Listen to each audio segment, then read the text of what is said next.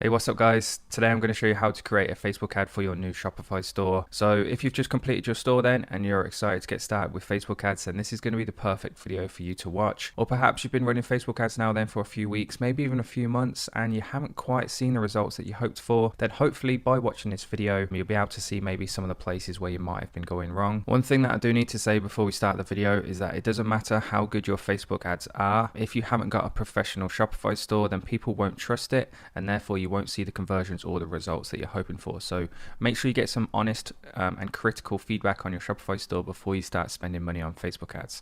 With that being said then, thanks very much for tuning in. I hope you enjoy this one. If you do, please do make sure you let me know by hitting that like button. Please make sure you subscribe, leave any comments or questions down below. I read every single one, so I will get back to you. And yeah, let's get straight into it. So here we are then in my ad account, and the product that we're going to be advertising today is this portable bike pump. I'm just going to quickly show you the ad so you can see what it is, what it does, etc. I find that by showing you guys an actual real product example, then I can be a bit more specific with what I'm doing in terms of how I come up with audiences, which in turn should help you guys kind of understand the way of thinking. And no matter what the product is, then the same principles will still apply. So if you're advertising a dog product or a cat product or a home and leisure product, then the same principles will still apply when it comes to the targeting aspects. So to start the video then, we need to go ahead and click create and go back to the beginning of the process, which will be creating a new campaign. In terms of the marketing objective, if you're using Shopify, then I'm assuming it's an e-commerce store and you're selling physical products, in which case I would recommend going for conversions. Now, if you have quite a large budget to play with, so say £1,000 plus, then what you could also do is alongside these conversion campaigns, which I'm going to show you today, is you can run traffic campaigns and you can run engagement campaigns. And the advantage to running these two separate campaigns then alongside is, number one, is you get a lot cheaper traffic because conversion campaigns are typically the most expensive data you'll pay for. And number two is you'll build up the social proof. So you can run page like campaigns to build up how many likes your page has. You can build up the engagement on the post on your ad. And what this does is it creates social proof for your ads and your business, your brand. And in turn, that makes people trust you more because you have more of a following. So when it comes to naming your campaign then, I like to start with the actual product itself. So I'm just going to keep it nice and simple and just call it bike pump. And then the next selection or the kind of next part of the name is going to be what the conversion objective is. And then what that does then is when you've got tons and tons of different campaigns in your Facebook ad account, as an overview, you'll be able to see exactly what the objective, what the goal is of that particular campaign. Now I'm going to leave both of these switched off. Split testing is a bit more of an advanced strategy, so if you're just starting out now, I would stick to the basics. And I'm also going to leave CBO, so campaign budget optimization, switched off as well, because by switching this on, essentially you give more freedom to Facebook in terms of how they're going to spend your budget. And in the beginning, I'm a big believer of the results you get should be from the results of what you've done. That way it's instant feedback and you'll know if you've done something good or something bad. Whereas if you give Facebook the freedom to kind of expand your interests, which I'll show you later, and to decide how to spend your budget, then there's no true telling that if you've succeeded, it's because of what you've done, or if you've failed, it's because of what you've done or because of what Facebook has done. Hopefully that makes sense, the kind of point I'm trying to put across there. Once you've chosen your campaign name, then go ahead, click continue, and this is going to take us on to the next step of the ad creation process, which is the ad set level. So the way to look at it is like a three-tiered thing. At the top you have the campaign on the left here, if you can see. Then you have the ad set, which is where you decide things like, as it says here, it can be the different offers, the audience, that you're targeting, the different placements, the budget and schedule for this particular ad set. And then underneath the ad set, you have the actual visual part of the ad, so the actual ad creative. That being said then, let's get into the ad set, different options, etc., what we need to be doing here. So working top to bottom, I like to name the ad set at the end, and I'll tell you why later on when we get to that point. In terms of the conversion, make sure you select your current pixel, the pixel that is installed on this site that you're going to be running ads for. And then the conversion event, this is a custom conversion I've got set up, but your normal conversion then will just say purchase. So make sure you select the purchase one. If it's showing in red, then it means there haven't been any purchases in the last few days. So all you need to do is head across to your store. You can reduce one of your products to free, so no price at all, run a test purchase, and then that will then be green for you.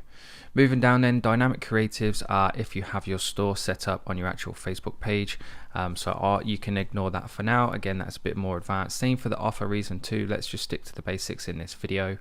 And now the audience section, essentially this is where we're going to be defining exactly who we want to target with this specific Facebook ad that we're running. You can ignore the custom audiences box for now, because this is for when you've already been running Facebook ads and you've built some custom audiences and then built some lookalike audiences based on that. So for now, essentially what we're going to be doing is running cold interest targeting ads.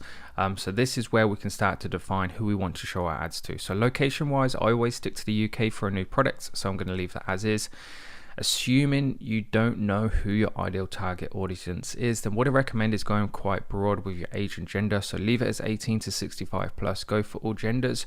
And then once you've run your ads for a week or so, then you can then go into the breakdowns within your ad manager account, and that will tell you then what sort of gender is buying your product and what sort of age range as well. And then you can start to narrow your ads and start to kind of spend more money on what's working essentially. What we're going to be most interested in and focused on is a detailed targeting section in this video. So what I want to show you in this video is this image here on the left. As you can see, the interest targeting image, because this is essentially, ever since I started Facebook ads nearly 4 years ago now, this has been the basis for where I would start with every single product that I advertise on Facebook. This is the kind of strategy that I would use, and then build things and develop things from here. So the reason why I like this strategy so much then is ultimately, number one is because it works, and number two is because it makes logical sense when it comes to targeting, and it's a great place for anybody new to Facebook ads to start, because it illustrates how Facebook ads work quite well and how to target your ideal customer. So for example, then this one is obviously based on the golfing niche. So if you were selling a golfing product and you, for example, were to target Tiger Woods, as you can see, it's the biggest audience. The audience is represented by the size of the circle. It's the biggest audience to target, and this is because Tiger Woods is quite a famous symbol, and you don't have to be interested in golf, you don't have to play golf, you don't have to buy golf products to know who Tiger Woods is.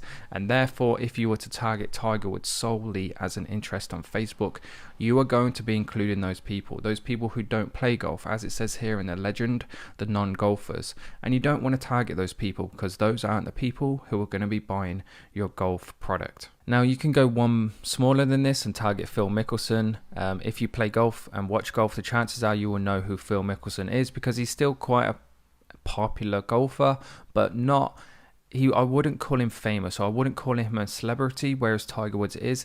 Therefore, there's going to be less non-golfers who know who he is. So as it says here in the legend again, the casual golfers, which means this circle here, this audience here, is going to contain a higher percentage of golfing enthusiasts, and therefore you're going to have a higher hit rate and a higher conversion rate in theory when it comes to selling your golf products. And you can even build on that even one further and go for Bubba Watson. Now the chances are, unless you're a golfing enthusiast, you won't know who he is. Or if I was to say to you, say Victor Hovland, unless you're a golfing enthusiast and follow the PGA Tour, the chances are you're not going to know who he is. So the only kind of people who do know who he is, and therefore would be included in that audience, as it says here in the legend, is the golfing enthusiasts. And of course, those are the people who are more likely to buy a golf product. And this applies to every single niche as well that you're going into. So let's say, for example, you were selling a dog product in a dog niche. This green circle could be represented by, let's say, I love dog pages. You don't have to own a dog to love dogs. Then the next kind of level, which would be like a higher concentrated audience, could be let's say dog food pages.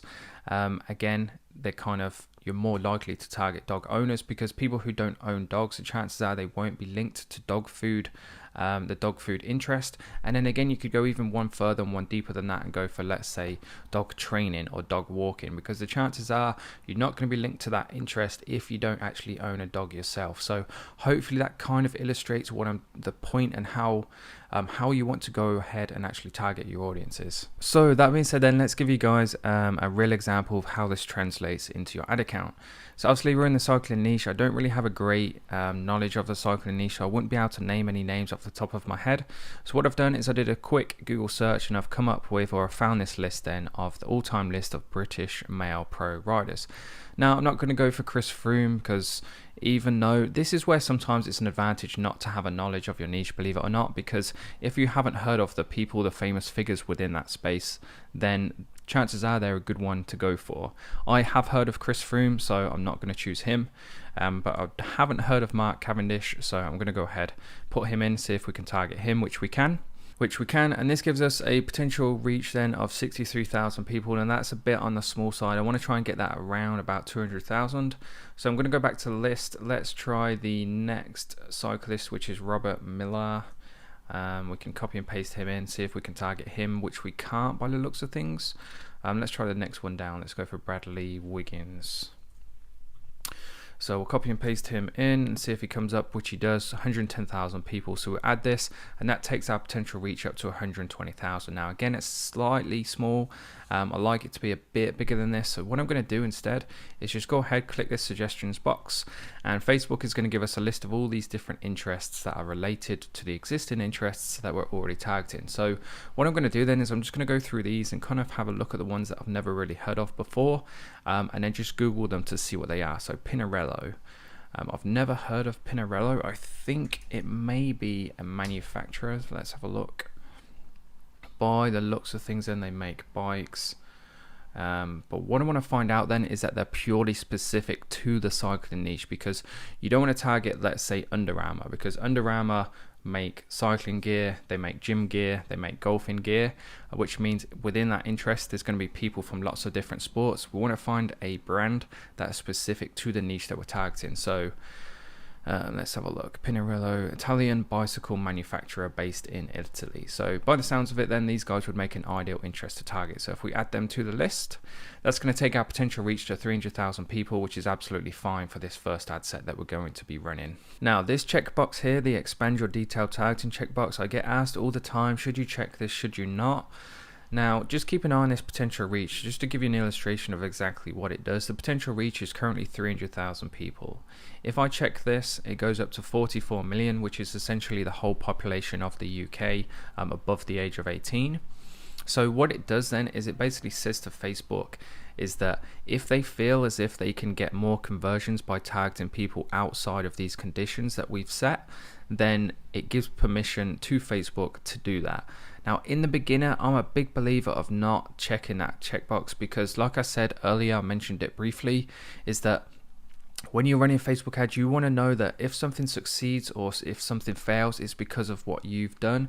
So by leaving this checked off, Facebook has to stick to these kind of targeting criteria. So if this ad set fails, it's because of me. If it succeeds, it's because of me. And it's a great way to develop your skill when it comes to targeting, because you'll soon learn what good and bad targeting criteria is. With that being said, then let's move on. Now, if you want to target certain languages, you can go show more options. You can select different languages, different connections, examples, for example.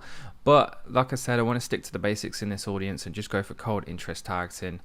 So let's move on to the placement section.